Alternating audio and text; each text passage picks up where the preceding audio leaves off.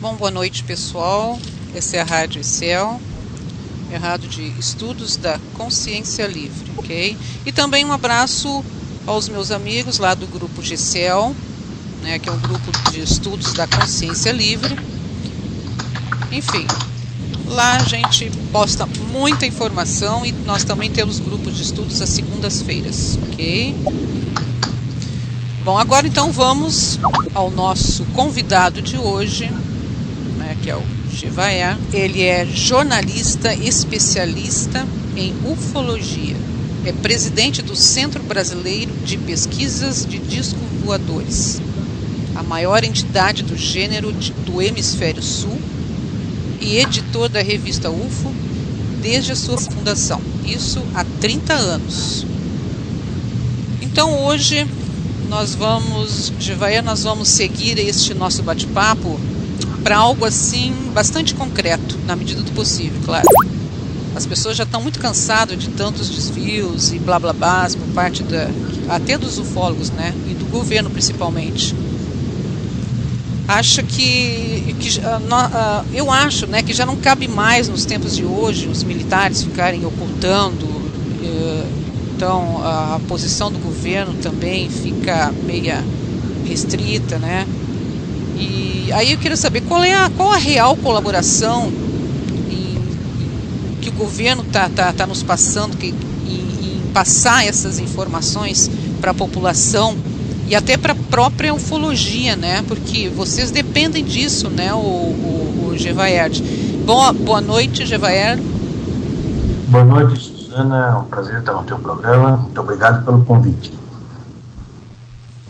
Ok, então passo a palavra para ti, Jevaer. Vamos aí, então entrar nesse assunto aí, porque vocês, ufólogos, vocês dependem de toda essa colaboração dos militares, né? Bom, mais ou menos. Nós nunca tivemos colaboração dos militares.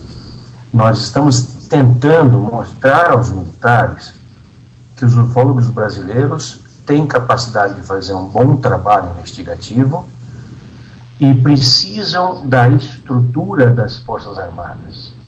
O que nós estamos fazendo é, ao mesmo tempo em que pedimos ao governo transparência com relação a esse assunto, revelando as informações que foram obtidas ao longo dos anos em trabalhos de pesquisa oficial, governamental e militar, nós nos oferecemos para auxiliar em novas atividades.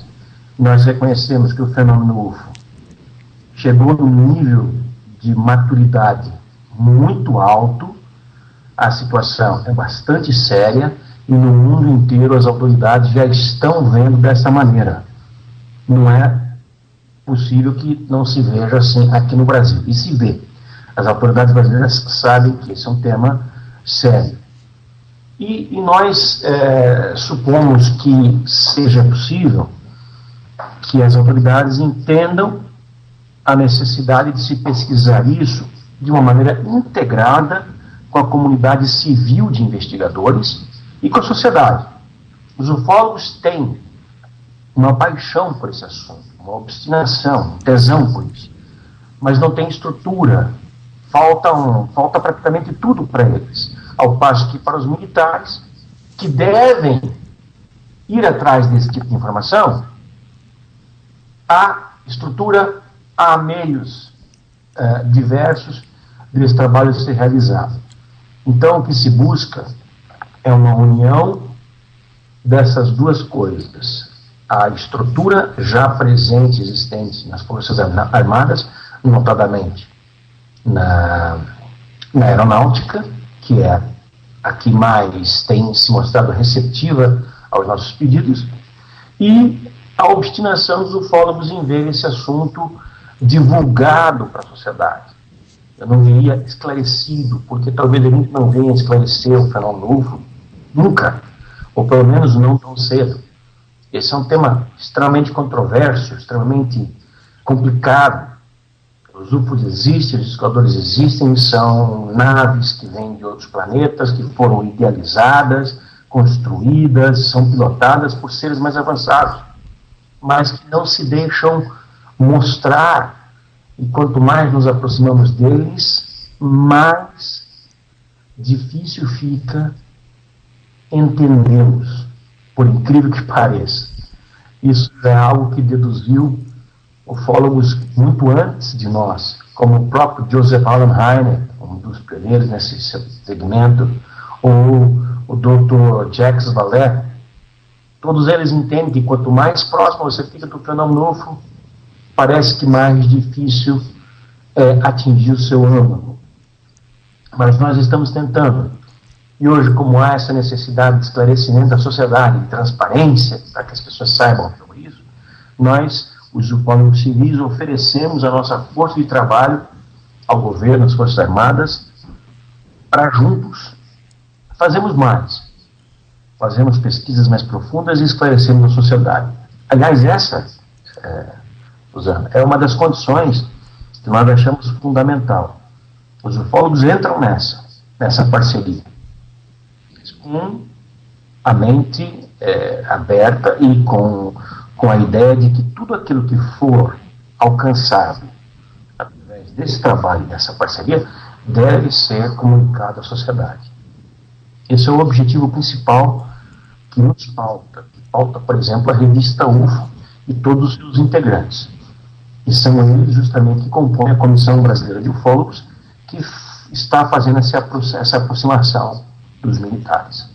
Tá, então está havendo realmente, por parte do nosso governo, uma colaboração meia que, entre aspas, então, porque e esses documentos estão sendo mesmo, esses documentos estão sendo acessíveis à população, porque aí cai naquela questão também, né, do bem uso dessas informações, né?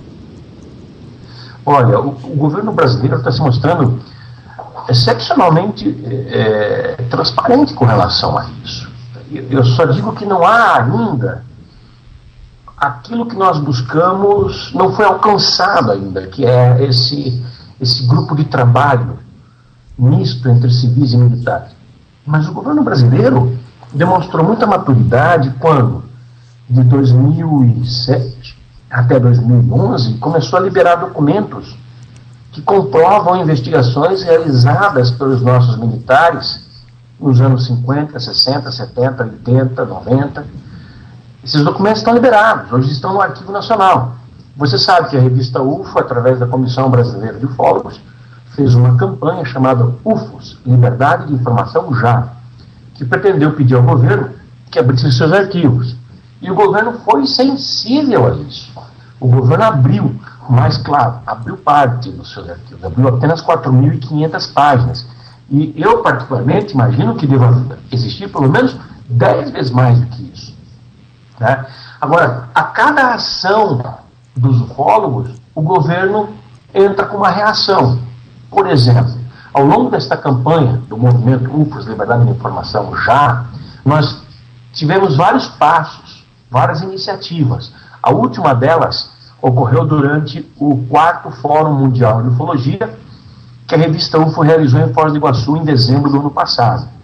Na ocasião, a gente emitiu um documento chamado Carta de Foz do Iguaçu, que era endereçada ao ministro da Defesa, o embaixador Celso Amorim, pedindo mais transparência, a abertura total de documentos e a criação do grupo de trabalhos misto entre civis e militares para investigar esse assunto. Pois você acredita que isso deu certo? No dia 18 de abril, nós nos reunimos em Brasília. O Ministério mandou chamar os membros da Comissão Brasileira de Ufólogos, nós fomos até Brasília, fomos em 6 pessoas, isso tudo está no site da revista UFO, ufo.com.br. E lá nós nos reunimos com membros das Forças Armadas, dentro do Ministério da Defesa brasileiro, na esplanada dos ministérios. Isso nunca aconteceu em lugar nenhum do mundo. É uma coisa inédita. É um avanço.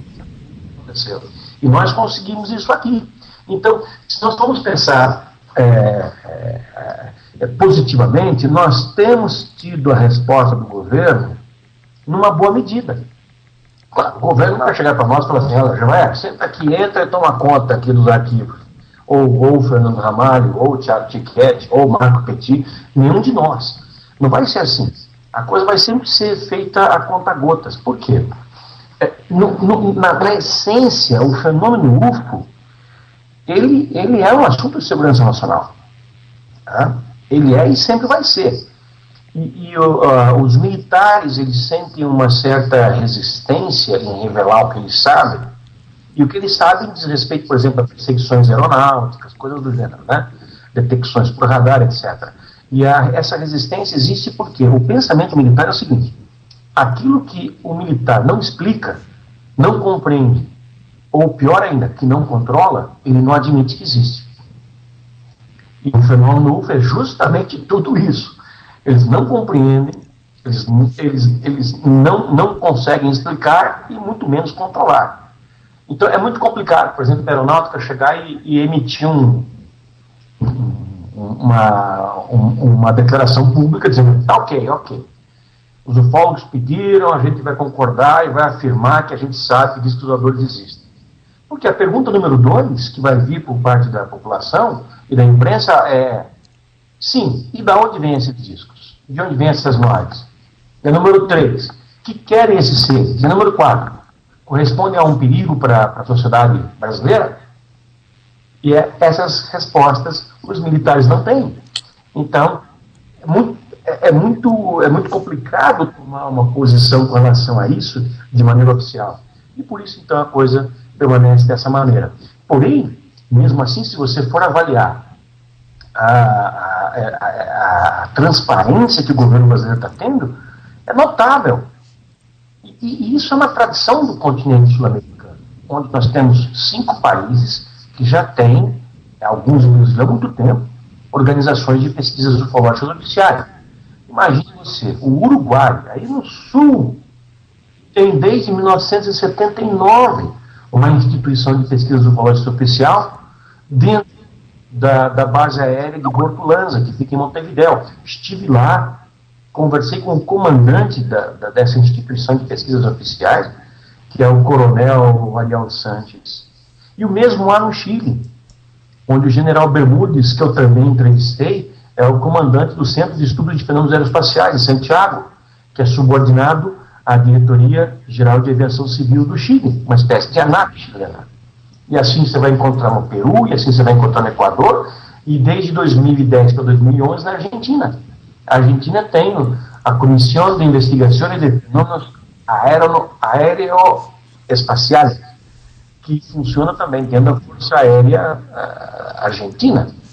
O único ufólogo civil que participa deste organismo militar de pesquisa ufológica na Argentina é o Carlos Ferguson, que é um dos nossos convidados para o 5º Fórum Mundial de Ufologia, que nós vamos realizar novamente em Foz do Iguaçu em novembro desse ano. Então, há hoje uma consciência no continente de que a coisa precisa ser tratada num nível de seriedade superior ao banal, ao trivial. E isso tem sido feito no nosso continente. E o Brasil, que é a maior potência da região, precisa se posicionar. Nós mostramos essa necessidade nesse encontro ministerial no dia 18 de abril, quando, imagine você, Suzana, nós nos reunimos com cerca de 10 integrantes do Exército, da Marinha e da Aeronáutica, numa reunião, numa sala enorme, numa mesa em formato de U, de um lado ufólogos, de outro lado militares, na ponta da mesa oficiais, autoridades do Ministério da Aeronáutica, como o próprio secretário do embaixador Celso Amorim, Dr. Ari Matos Cardoso, intermediando a reunião, perguntando o que os ufólogos querem dos militares, e nós dizendo. E ao final dessa reunião, nós ouvimos exatamente o seguinte, que o ministro Celso Amorim pediu para eles informar que respeita imensamente o trabalho dos ufólogos e quer providenciar um canal de comunicação entre eles e as Forças Armadas brasileiras. Imagina isso. Eu digo que nós não temos nenhuma comissão oficial de pesquisa ufológica, mas nós temos a maior transparência no continente, ainda que não seja total, né, ainda que a ponta do iceberg que tenha sido aberta até agora, já é uma baita de uma ponta de um iceberg. Nós estamos chegando lá, amiga. Isso aí é água mole em pedra dura. É verdade. Não, e tu falou também uma coisa, cada ação, né, que o governo tem uma reação. Isso também pode ser até por uma precaução, né, o Gevaerd, por parte dos militares, né, possam fazer um bom uso desses documentos, né? Sim, os documentos hoje, as 4.500 páginas que foram liberadas, estão acessíveis a qualquer cidadão, qualquer pessoa pode abrir. Toda a população. Aí é que está o meu medo, porque é como eu te falei em off, que nós estamos conversando. Hoje existe um grande comércio, né, da nova era. E aí é que estaria o meu receio, né, de que pessoas que hoje estão fazendo um mau uso, né, de visitas, de seres, possam também ter acesso a essas documentações e fazer mau uso. Exato. É isso. Mas aí que está, o governo pode liberar qualquer tipo de informação sobre qualquer assunto. Esse é um sinal de progresso. Agora, a forma como essas informações vão ser usadas, esse material vai ser utilizado, essa é outra história. Por exemplo, desde que nós começamos a nossa campanha, eu e meu grupo dentro da revista UFO, nós somos criticados por muita gente. Gente que falava que a nossa campanha não ia dar em nada. Ou então gente que dizia que nós queríamos que o governo abrisse as informações para nós. E nos dois casos as pessoas estavam erradas, porque tanto a nossa campanha deu certo e deu maravilhosamente bem, quanto nós sempre pretendemos que a documentação fosse liberada para a sociedade. A documentação não veio aqui, nenhum militar entrou no meu apartamento para me entregar um pacote de páginas. Nem no Marco Petit, nem no Fernando Ramalho. Os documentos foram entregues ao Arquivo Nacional, que é a Biblioteca Nacional em Brasília. E assim esses documentos estão acessíveis a qualquer cidadão. Você, eu, qualquer pessoa pode ir lá a Brasília e observar, ver, analisar, tocar essa documentação, copiar essa documentação, estudar essa documentação, convém entender. Claro que, ao mesmo tempo que essa documentação estava sendo liberada em Brasília, ela estava sendo entregue em cópia digital, em arquivos PDFs para nós, porque fomos nós que pedimos isso.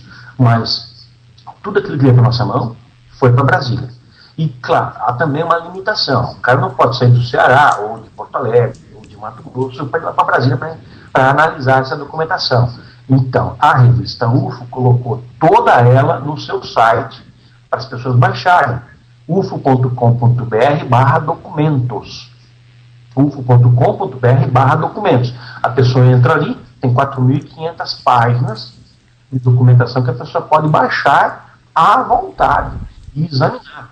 Esse é um serviço mantido pela revista UFO, tem um custo para nós, porque a gente mantém um servidor com banda larguíssima, com alta capacidade de armazenamento, nós estamos falando de alguns gigabytes de informação e alguns gigabytes de tráfego, mas esse custo de manutenção disso é absorvido pela revista, porque, afinal de contas, é uma coisa que beneficia a sociedade. E isso é o que importa. Ok.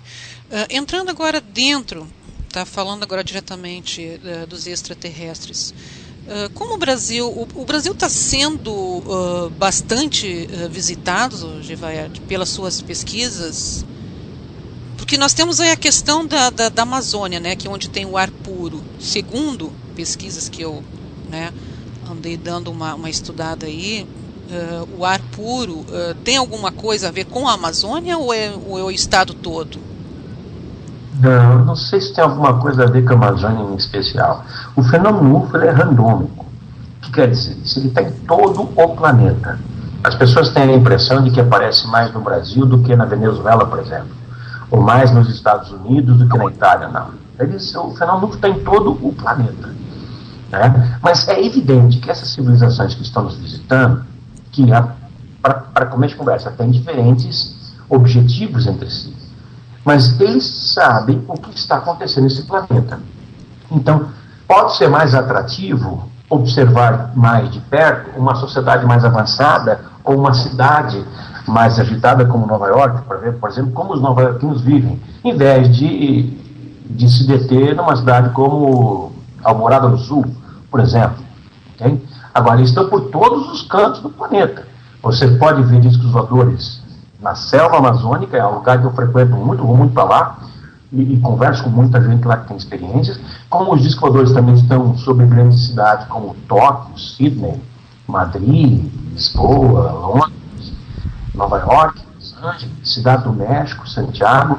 O que diferencia um lugar do outro é a propensão das pessoas a aceitar esse assunto de uma maneira mais tranquila.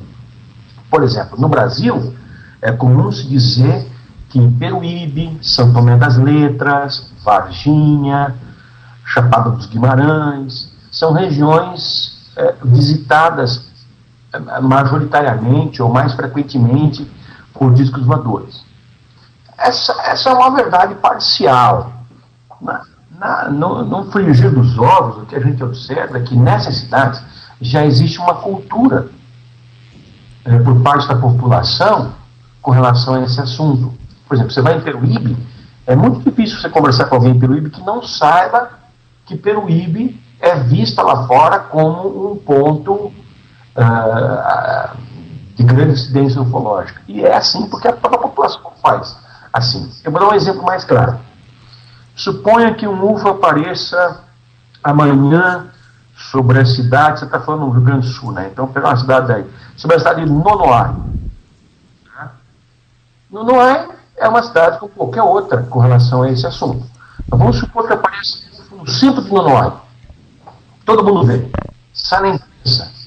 Aí, por causa daquela movimentação, pessoas que já viram em outras épocas resolvem virar público e falar, eu também vi aqui no Nonoai, eu vi no dia tal, outro viu no mês tal, outro viu no ano tal, e por aí vai. Cria-se, perante a imprensa e perante a sociedade, durante aquele tempo, a impressão de que Nonoai é uma cidade mais visitada por discos voadores do que a vizinha, sei lá, Passo Fundo. Mas não é. Na verdade, aconteceu um fato que desencadeou uma retroalimentação da imprensa, da sociedade, um feedback, que fez com que as pessoas pensassem que a cidade é mais visitada do que outras. Isso acontece, por exemplo, em São Tomé das Letras, no sul de Minas. Muita gente vai para lá pensando em ver discos voadores.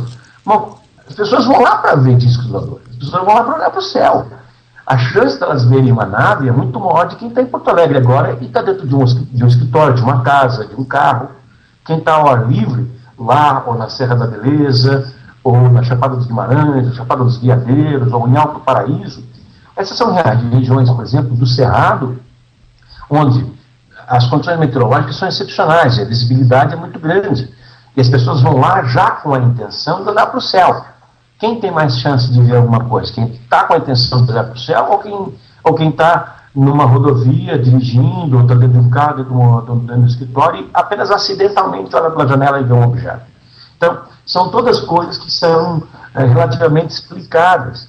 E a gente tem como entender essa movimentação do fenômeno de um lado para o outro. Mas eu entendi também a pergunta que você me fez, no sentido de, talvez, da tua preocupação em saber se a Amazônia tem uma alta incidência, talvez por algum recurso natural, por alguma coisa. Agora tu entrou numa questão, aí é o seguinte, essa outra pergunta que eu vou te fazer agora tem a ver com essa pergunta que eu fiz, tá? É sobre o Geraldo. O Geraldo, ele está fazendo uma pergunta que vem a ver com isso que eu te perguntei agora. Ele está dizendo, o que você nos diria sobre as civilizações intraterrenas? Nesses documentos, Gevaert, tem algo que te chamou a atenção? Tem algo que pudesse chegar aos intraterrenos? Não, essa documentação não fala absolutamente nada de intraterrenos e em momento algum pressupõe a origem desses objetos. Okay. Não nada. Essa documentação ela se refere a pesquisas feitas pelo governo de circunstâncias envolvendo a segurança nacional. UFOs que pousam em algum lugar, UFOs que passam sobre áreas sensíveis à segurança nacional, aviões militares ou civis sendo perseguidos por UFOs. Não há nenhuma parte da documentação oficial liberada pelo governo que se refira, por exemplo, aos discos voadores como tendo origem neste ou naquele planeta, e muito menos a civilizações intraterrenas, não, se é que elas existem, né? Ok. E na questão hoje, Vaerd, nós temos aí, até uma curiosidade, gravações com diálogos. Eu não sei se tu te lembra dos operadores de Brasília, lá em Brasília, os Sindacta em Brasília, da aviação civil, que eles detectaram, eles conseguiram gravações e onde falava que estavam sendo perseguidos. Né? Eu não sei se tu te lembra. Até tem um vídeo no YouTube onde tu fostes na aeronáutica, né? Sim, esse foi... No centro, eu tenho até anotado aqui, é no Centro de Controle Diário de Brasília. Centro Integrado de Controle de Tráfego Aéreo e Defesa Aérea, o SINDACTA, né? Nós tivemos lá, esse foi o primeiro êxito da campanha UFOS, Liberdade de Informação Já, foi um convite que nós recebemos do Ministério da Aeronáutica e do Comando da Aeronáutica para comparecer ao CONDAB, que é o Comando Brasileiro de Defesa Aeroespacial, do lado do SINDACTA, o Centro Integrado de Defesa Aérea e Controle de Tráfego Aéreo. Nós lá pudemos, então, em 20 de maio de 2005, ter um primeiro contato com a documentação oficial da aeronáutica. E é verdade, há gravações, e não são poucas, de circunstâncias em que aviões civis são seguidos por discos voadores e seus pilotos, a sua tripulação, relata o fato, enquanto ele acontece, às autoridades militares. O Brasil tem um sistema muito bem articulado de defesa aérea e de controle de tráfego aéreo. É um dos países mais avançados do mundo, por incrível que pareça, no controle de tráfego aéreo. E tudo que acontece por aí é detectado. Eu ouvi do próprio ex-ministro Sócrates Monteiro que até 4.000 km por hora, qualquer objeto que passe na atmosfera é detectado pela rede de radares que há, e esses radares estão por todas as partes. Então, é relativamente comum, acontece pelo menos uma vez por semana, eu diria que há semanas que acontecem várias vezes, de UFOs serem avistados por tripulações. Recentemente aconteceu o seguinte, o avião decolou do Salgado Filho com destino a São Paulo. Esses aviões que fazem esse trajeto, é um avião da TAM, eles fazem uma aerovia pelo que vai para o norte do estado do Rio Grande do Sul, entra em Santa Catarina, indo para o norte, ele passa então à esquerda de Florianópolis, passa mais ou menos sobre Blumenau. Daí ele faz uma ligeira curva à direita e segue para São Paulo, passando sobre Curitiba. E em cima de Blumenau, ou aproximadamente em cima de Blumenau e Joinville, né, a tripulação olhou para o lado direito da aeronáutica, como a aeronave está subindo, para o lado direito estava o Oceano Atlântico. E havia um enorme objeto metálico em cima do Oceano Atlântico, a uma distância de 40, 50 quilômetros, e ainda sendo grande a distância, foi possível observar o objeto em detalhes. E houve, então, uma comunicação entre essa tripulação do TAM e a torre de controle do aeroporto de Curitiba, que faz esse controle do tráfego, porque o avião já havia saído da esfera de Porto Alegre, já estava mais próximo de Curitiba, então o comando da aerovia já passou a ser do SINDACTA aqui, né, da unidade do SINDACTA aqui. Isso aconteceu. Aí é feita uma gravação, porque o piloto tem que relatar esses fatos. E uma vez que ele relate os fatos, isso se torna oficial. E sendo oficial, quando ele pousa, ele é obrigado a uma norma do Comando Aeronáutica que obriga o piloto a recolher numa sala do controle de tráfego aéreo do aeroporto onde ele pousar um formulário chamado Registro de Tráfego Hotel. Tráfego Hotel é como diz que os voadores são chamados pela aeronáutica, tráfego H. Hotel no jargão aeronáutico, Alfa, Delta, Índio, Bravo, Tango, Hotel, né? Então, esse piloto tem que relatar. Ele tem que descrever preenchendo o formulário. Esse formulário vai ser depois digitalizado. Agora, se ele não relata, não é feita uma gravação da conversa. Então ele fica desobrigado entre aspas, porque na verdade é o seguinte, é feito o relato oral para uma autoridade de controle de tráfego aéreo, então neste caso ele assume que ele teve a observação, então tem que registrar essa observação. Mas muitos pilotos não querem passar por isso, eles simplesmente preferem não falar nada no rádio, para não ter depois que preencher nenhum formulário. Alguns pilotos, por incrível que pareça, ainda têm medo. E não sem muita razão, porque pode acontecer alguma coisa com eles. Eles têm medo eles preferem se ocultar, né? Porque no scope, né, eles têm, quando é identificado, por exemplo, um avião, ele tem uma etiqueta, né, identificado por aí, né? E quando é um objeto, não tem essa etiqueta. Tu teve exatamente aí que eu quero chegar. Então, esse objeto que não tem etiqueta é o que o governo, os militares da aeronáutica chamam de tráfego H, ou tráfego hotel. Todo avião tem um número. Um avião não decola, pode ser um teco-teco, indo do interior para o interior. Exceto, claro, no caso do cara aí no interior do Rio Grande do Sul, ou do Mato Grosso, o cara sair da fazenda dele para comer um churrasco na fazenda do amigo ali a 30 minutos de voo, qualquer coisa assim. Aí não registra esse plano de voo. Mas um avião que sai dentro de um aeródromo, de um aeroporto, ele tem que registrar o seu plano de voo, não importa para onde ele vá. E ele recebe o número. Esse número vai para os computadores do SINDAC. E os UFOs não tem número nenhum. Os UFOs estão pintando e bordando para cima e para baixo, aí não tem número nenhum. Quando aparece algum alvo no radar, e esse alvo não está etiquetado, entre aspas, não tem um número, trata-se de um UFO.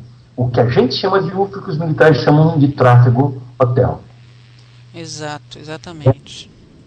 Tem muito caso assim, Suzana. Pois é, aí que eu te digo, porque acho que até nós poderíamos ter um número bem maior de documentos se os pilotos não ficasse na ocultação, né? Não ficasse naquela, olha, não vi nada, não sei de nada, né?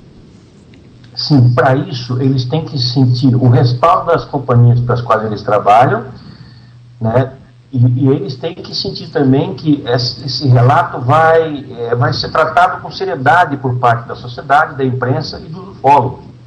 Aí entra a gente fazendo um bom trabalho, aí entra os ufólogos mostrando que são sérios, são dignos de respeito e são dignos da confiança deles, para ouvir os relatos deles. Um piloto que tenha lá suas 10, 15 mil horas de voo, ele nunca vai relatar o fato para alguém que não tenha total confiança.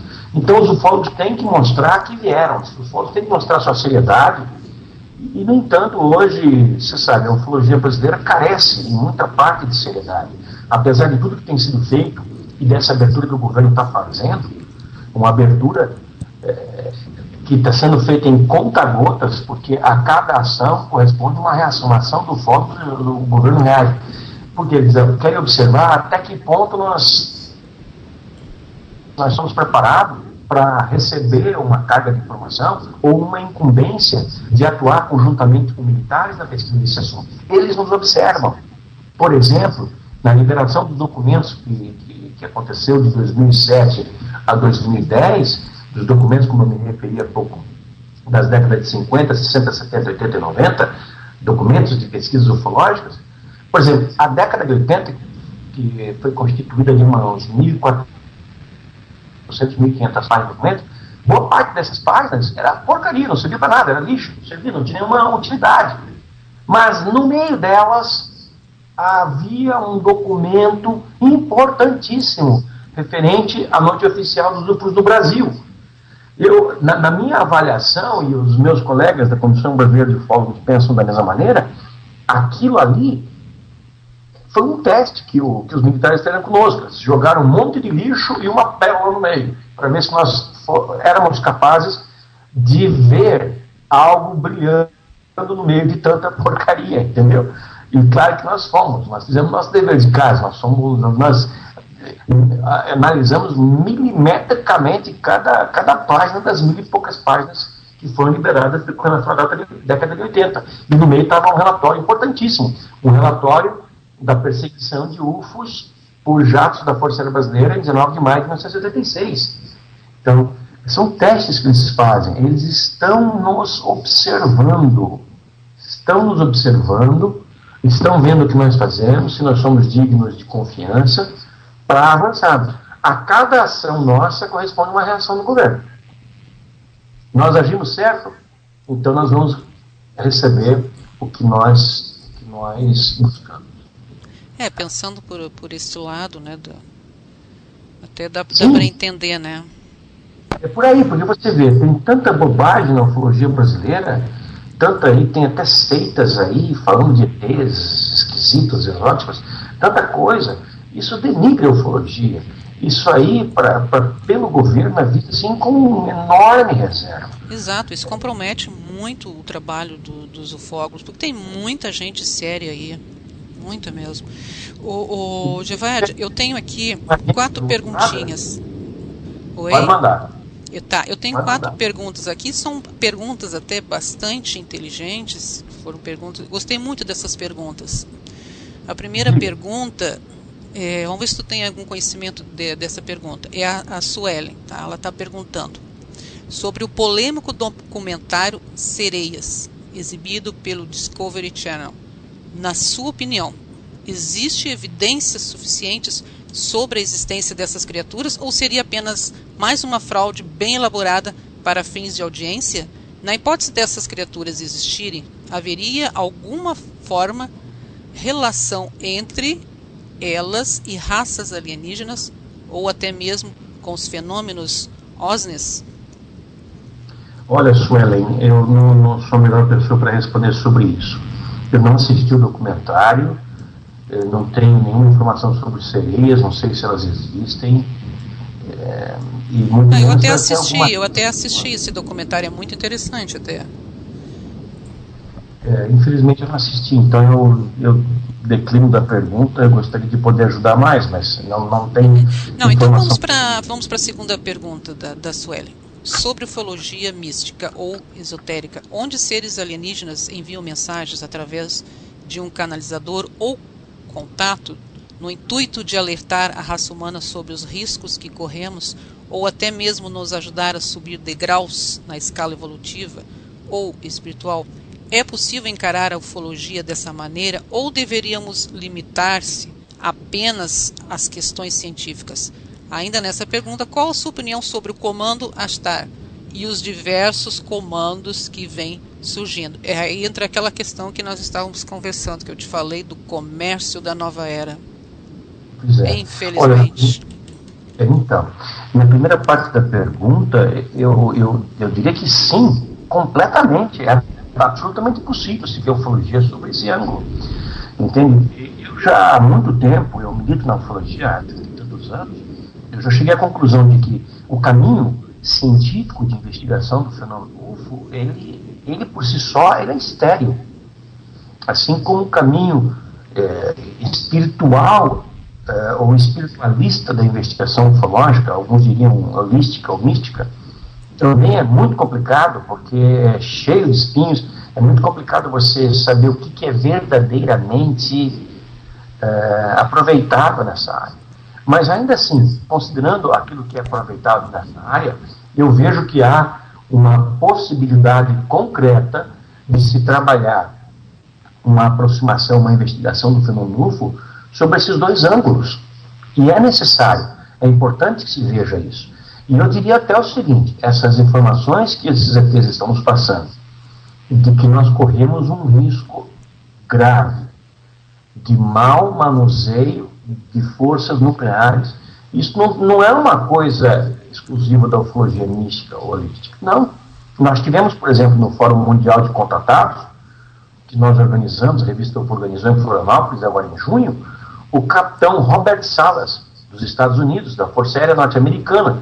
Ele é um dos muitos militares que trabalhou dentro de instalações de mísseis nucleares e testemunhou os UFOs vindo em diversas circunstâncias de dia e de noite e esculhambando o lançamento dos mísseis, fazendo alterações diversas dos mísseis, como que nos mostrando claramente que há uma inteligência ou inteligências superiores de olho no que nós estamos fazendo aqui, sob o ponto de vista nuclear e bélico. Aliás, Sueli, nós estamos sendo visitados por extraterrestres desde que o mundo é mundo, mas eles passaram a aparecer aqui com mais firmeza e mais regularidade depois de 1945, quando nós explodimos as primeiras bombas nucleares. Isso atraiu a atenção deles, dessas civilizações, porque nós chegamos a ter o potencial de destruir a Terra 400 vezes. Hoje nós temos bombas atômicas, tanto de fusão quanto de fissão nuclear, especialmente as de fusão. As de fissão são as primeiras que foram detonadas, a de fissão de urânio e de plutônio. Hoje elas são de fusão de átomos mais leves para se transformar em átomos mais pesados, gerando uma quantidade de energia espantosa. Nós temos capacidade de destruir a Terra mais de 400 vezes. E a energia de uma bomba atômica é a mesma energia que movimenta, que faz funcionar as estrelas por todo o universo. Então nós tivemos acesso a uma forma de energia que está por todo o cosmos. Isso atraiu a atenção imediatamente desses seres que nos visitam, que viram nisso um potencial perigo. Fazendo uma analogia, é como se esses seres estivessem morando no 10º andar de um prédio e lá embaixo, no primeiro ou no segundo andar, algum maluco está querendo tocar fogo na cortina.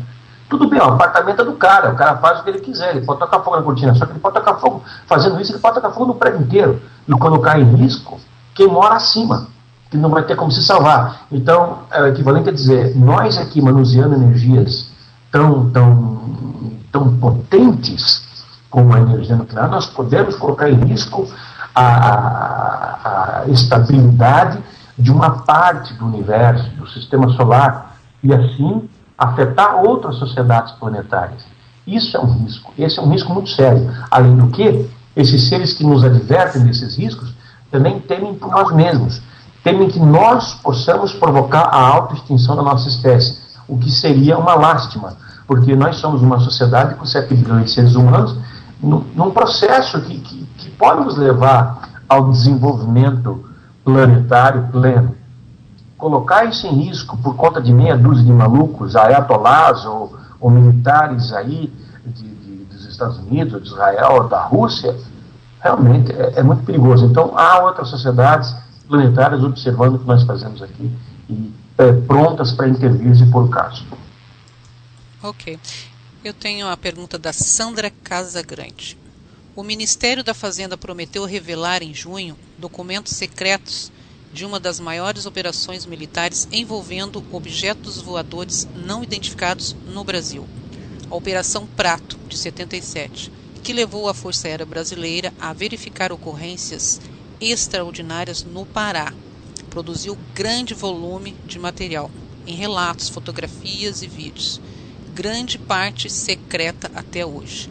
A decisão foi tomada após reunião com membros da Comissão Brasileira de Ufólogos e representantes das Forças Armadas, no dia 18 de abril. Já estamos em setembro e gostaríamos de saber, existe uma previsão para as liberações de mais alguns documentos? Obrigado por esta grande contribuição para a ufologia. Abraço, Sandra Casagrande. Oi, Sandra. Você, como sempre, participando das coisas que a gente faz. E antenadíssima. Já conhece a Sandra? Me conhece, é uma boa amiga da revista UFO, uma amiga minha. Nós estivemos juntos agora no final da semana passada, no segundo encontro de ufologia avançada de São Paulo, que foi feito na Casa do Consolador, da doutora Mônica de Medeiros. E a Sandra esteve lá. E ela sabe tudo, ela acompanha tudo que está acontecendo. Que bom, né? Legal isso. Eu gostei muito da pergunta dela, porque me dá a oportunidade de dizer o seguinte. Nessa reunião que nós tivemos no dia 18 de abril, que foi publicada na revista UFO, no site, nós recebemos uma informação, assim, de surpresa, de um dos integrantes das Forças Armadas que estava presente na ocasião. Ele nos falou que ia ser liberado entre junho e julho um lote de documentos novos da Operação Prato. Isso pegou a gente de surpresa. porque nós conhecemos tudo da Operação Prato. Nós escrafunchamos todos os segmentos da Operação Prato. Eu tive várias vezes em Belém, várias vezes conversando com militares sobre isso aí. E não sabíamos que havia pronto para liberação um outro lote de documentos. Isso para nós foi uma grata surpresa. Esses documentos foram prometidos para junho ou julho. Aí passou junho, passou julho, entrou agosto, os documentos, nada. E aí nós fizemos o quê? Nós já entramos em contato com as autoridades do Ministério da Defesa, onde essa promessa foi feita. Você sabe que os militares no Brasil, tanto a Marinha quanto o Exército da Aeronáutica, são subordinados ao Ministério da Defesa. E uma coisa que eles prometam a quem quer que seja, deve ser chancelada pelo Ministério da Defesa. E essa promessa que eles fizeram no Fórum foi feita diante do secretário, do embaixador Celso Amorim, que é o secretário do Ministério da Defesa. E nós acionamos, então, o Ministério, pedindo uma explicação do porquê esses documentos não saíram ainda. A informação que nós tivemos na semana passada é de que está em andamento e em estágio avançado. Houve isso aí, amiga, tá? Coisa séria. Um projeto para a criação de um grupo de trabalho misto entre civis e militares para se tratar da questão ufológica, e que esses documentos, junto com outros que foram, nesse período, juntados aos originalmente prometidos, vão ser liberados. Então nós estamos na expectativa, talvez setembro, talvez outubro. O fato é certo, tem que ser antes de novembro, quando nós vamos fazer o 5º Fórum Mundial de Ufologia, porque se não acontecer até novembro, um ano depois da gente emitir a carta de Foz do Iguaçu, nós vamos fazer um barulho bem grande. Eu acho que eles não querem isso. Até porque o clima é de cooperação. E sendo assim, eu vejo que há boa vontade. Mas você sabe que não é, por parte do governo, prioridade essa questão ufológica. O governo está enfiado em tantas coisas, em tantos problemas. Nós estamos vendo, basta você ler qualquer jornal, assistir qualquer noticiário, que você vê que o governo está enfiado em tantas situações, tantas complicações, nosso país está com tantos problemas, que certamente a questão ufológica não é prioridade para ninguém deste meio governamental. Então a gente tem que ter um pouco de paciência, e eu acho que vale a pena, viu, Adriana, ter paciência com isso, porque nós vamos lucrar. Nós tivemos paciência nesses anos todos em que fizemos a nossa campanha pela liberdade de informações e conseguimos dar grandes passos. Ok, Gevaerd. Gevaerd, eu sei que o nosso horário já está quase estourando. Nós temos mais 2 perguntas, pode ser? Ou... eu tô claro, eu tô... Ok, então tá. Até porque está tão boa a conversa. Olha só, eu tenho aqui da Cristina, da Cris Francês, que ela quer saber o seguinte, que tu no início da entrevista, tu falaste que o contato, quanto mais vocês chegam perto do bom andamento do trabalho de vocês, mais fica complicado, né? Então ela quer saber o seguinte, deixa eu ver aqui se eu entendi, pergunte o que mais complica nesse andamento, do trabalho de vocês, quando vocês estão chegando perto de um contato. Olha, as inteligências por trás do fenômeno UFO, elas sabem muito bem o que nós estamos fazendo. Elas sabem da nossa curiosidade, da nossa obstinação por pesquisá-lo. Sério? Sim, sabem. Com certeza sabem. Sabem que existe um Gevaerd fazendo o que eu faço aqui, sabem que existe um Marco Petit, um Ramalho, um Wallace Albino, um Thiago Tiquete, um Carlos Odoni em Porto Alegre, um Daniel Conrado em Porto Alegre, um Júnior Nussbaum em Pelotas, o nosso amigo Rafael Amorim em Santa Cruz. Enfim, os ufólogos, eles são observados por essas inteligências. É óbvio, porque nós lidamos com... nós somos a interface aqui, nós somos aqueles que, dentre esses 7 bilhões de seres humanos, estão querendo saber a respeito deles. Então, nós devemos estar sendo observados por eles. E eles não querem se deixar mostrar. É muito claro isso. Quanto mais você chega próximo de encontrar as respostas que você busca, as perguntas mudam. O leque se abre. Os caminhos são variáveis. O fenômeno e aí vem a pergunta, né? De que procedência são procedência desses UFOs? De que planeta? De que plano? De que dimensão? Né? Não tenho a menor ideia. Qualquer coisa que eu falasse para você aqui, o que qualquer antropólogo falasse, seria puro chute. Eles podem vir de Alfa Centauri, como eles podem vir de Vega, como eles podem vir de Zeta Reticuli, como eles podem vir de Andrômeda. A gente não tem a menor ideia. Menor ideia. Nós não sabemos quase nada sobre isso, apesar de 65 anos de pesquisa. O que nós sabemos, tá, Suzana? E como é o nome da pessoa que fez a pergunta? Desculpa. Cris Francês.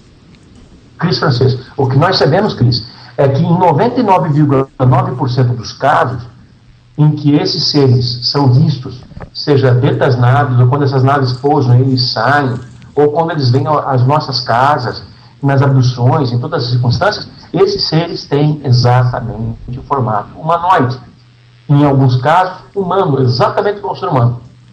2 braços, 2 pernas, um tronco, uma cabeça, um pescoço segurando a cabeça, 2 olhos, um nariz no meio dos olhos, uma boca embaixo, 2 orelhas dos lados, enfim, eles são idênticos a nós. Alguns mais altos, alguns mais baixos, uns gordinhos, uns magrinhos, uns cabeçudos, uns bem altos, mas o formato é o mesmo, é um formato humanoide.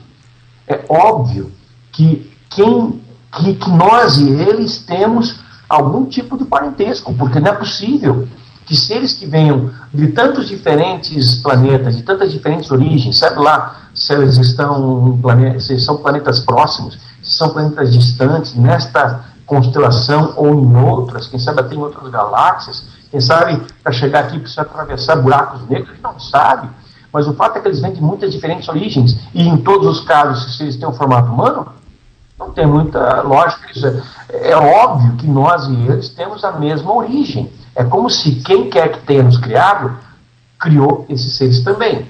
É como se a mesma forma que foi usada para se fazer o ser humano no planeta Terra, fosse empregada para fazer outros seres em outros planetas. E em alguns desses planetas, a vida começou há mais tempo, ou se desenvolveu mais rapidamente. Em outros planetas, a vida ainda está num estágio mais atrasado. É como se você pudesse olhar uma escala de 0 a 10. 0 são aqueles planetas, sei lá, incontáveis planetas, que estão totalmente na primitividade, onde os caras ainda estão comendo carne crua porque não descobriram o fogo, carregando pedra nas costas porque não conseguiram descobrir a roda. E 10, aqueles planetas que estão totalmente avançados, planetas já que utilizam a energia das suas estrelas, planetas que têm civilizações que desenvolveram máquinas, que são os discos voadores, capazes de atravessar o universo com segurança, com eficiência, né? Enfim. E entre um e outro extremo está uma miríade de planetas em diferentes graus evolutivos. A Terra estaria, digamos, aí no grau 5, talvez 6. Bastaria estar no grau 7 para já estar muito mais avançado do que nós. Ou se nós estivermos realmente no grau 6, bastaria estar no grau 5 para estar muito mais atrasado do que nós. E o que nós temos, todos nós, em comum, é o fato de que estamos todos evoluindo. Só que uns evoluem mais rápido, outros evoluem mais devagar, e as coisas são mais ou menos por aí. Um dia, Suzana, eu tenho assim, a absoluta convicção de que nós vamos estabelecer um contato franco, aberto com essas civilizações. Isso eu não tenho dúvida também. Isso é inescapável. Nós vamos estabelecer um contato franco com essas espécies. E bastará a gente contactar os caras que estão no primeiro andar acima de nós. Que através deles nós vamos contactar os demais. Exato. E tu falou aí também que não se pode afirmar nada, né? Não se tem nada assim de concreto que se possa dizer de onde veio, dimensão. Mas eu acho que tudo que se tem aqui, Gevaerd, é que quando cai uma nave, né, que pode pegar o material para análise, né? Como naquele caso que aconteceu, não sei se tu te lembra, na Serra de Puebla, a colisão aquela que aconteceu no México. Veja, quando eu quis dizer que a gente não tem nenhuma informação, se a gente não tem nenhuma informação a respeito de onde eles vêm e exatamente por que eles estão aqui, quem são eles, etc. Mas nós temos muitas informações, nós estamos trabalhando nessa área faz muito tempo, né?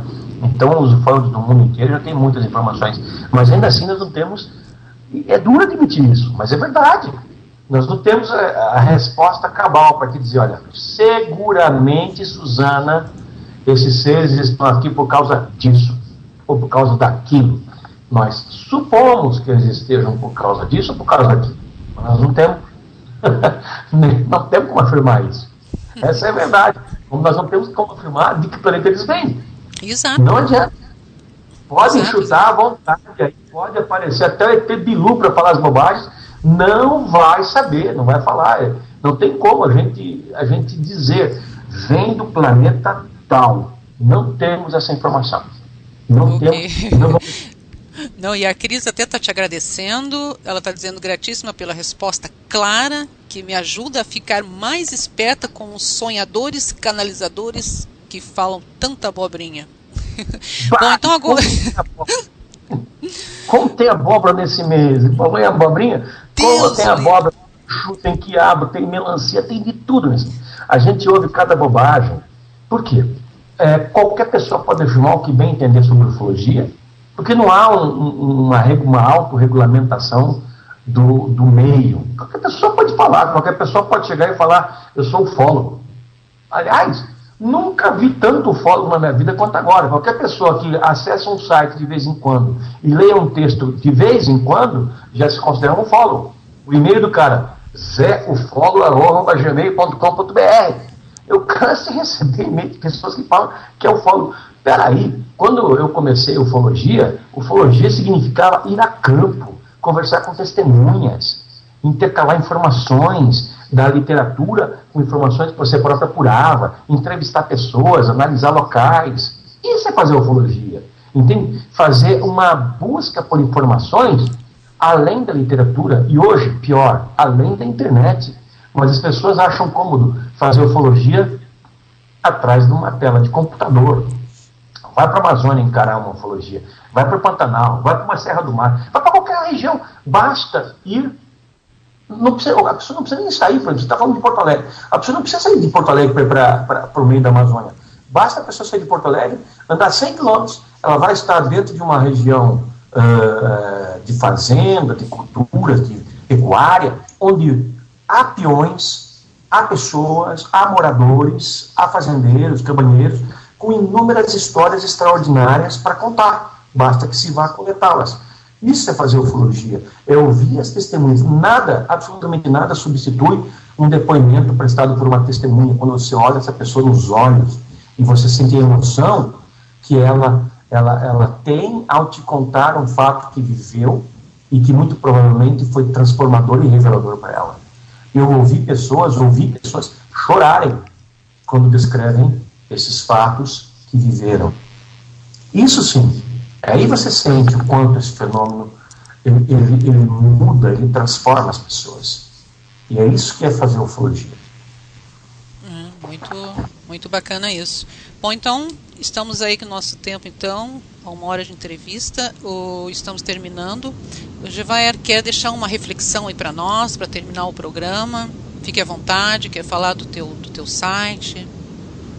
Eu quero dizer que o site da revista UFO, que é o maior conteúdo em língua portuguesa sobre ufologia do mundo, ele está disponível a todo mundo, os teus ouvintes podem entrar, acessar, todo o nosso conteúdo é gratuito.